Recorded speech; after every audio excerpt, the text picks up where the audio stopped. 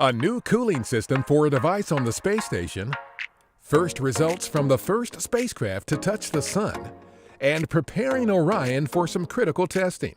A few of the stories to tell you about this week at NASA. On December 2nd, our Andrew Morgan and the European Space Agency's Luca Parmitano conducted the third in a series of spacewalks outside the International Space Station to refurbish the Alpha Magnetic Spectrometer, or AMS, a cosmic particle detector. The astronauts installed a new cooling system for the AMS, which was then successfully powered up by the control team on Earth. Data gathered from our Parker Solar Probe during two unprecedented and record-breaking close flybys of our Sun are being shared for the first time in 4 scientific papers featured in the journal Nature.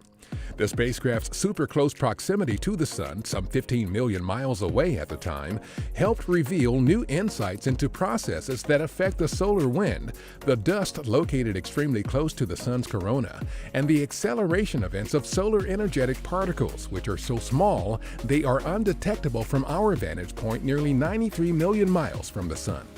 This information will be vital to protecting astronauts and technology in space, an important part of NASA's Artemis program, which will send the first woman and the next man to the Moon by 2024 and eventually on to Mars. The Orion spacecraft that will make a round trip to the Moon and back on our Artemis 1 test flight with no astronauts on board is at our Plumbrook Station in Sandusky, Ohio. Plumbrook houses the largest and most powerful space environment simulation facilities in the world.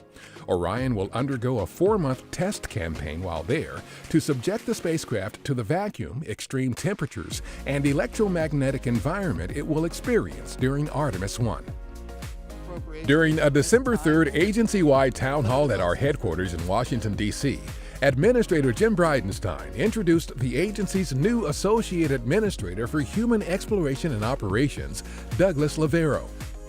Finding somebody with this very unique skill set that could fit this role took a bit of time, but I do believe that we have found the right person in Doug Lavero. Lavero spent 3 decades in the Department of Defense and the National Reconnaissance Office developing, managing, and establishing national policy for the full range of national security space activities.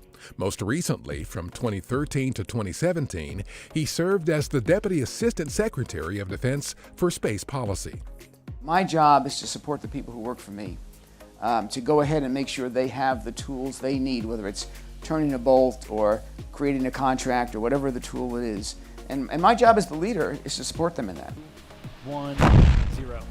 On December 5th, our commercial cargo provider SpaceX launched its Dragon spacecraft from Florida's Cape Canaveral Air Force Station with a variety of cutting-edge scientific experiments for the International Space Station. These include an investigation studying the process of malting barley in microgravity, a high-resolution imaging suite capable of specifically identifying materials on Earth's surface, whether they be soil, rocks, vegetation, or human-made, and an external stowage unit where remote-controlled robots, capable of detecting leaks outside the station, can cool their heels until they are called into service. A Russian Progress cargo ship lifted off from Kazakhstan on December 6th with almost 3 tons of food, fuel, and supplies for the space station. We and our partners have supported humans living and working aboard the station for more than 19 years. The station remains the sole space-based proving ground and stepping stone for achieving the goals of our Artemis program, which will land the first woman and next man on the Moon in 2024. That's what's up this week at NASA. For more on these and other stories, follow us on the web at nasa.gov/twan.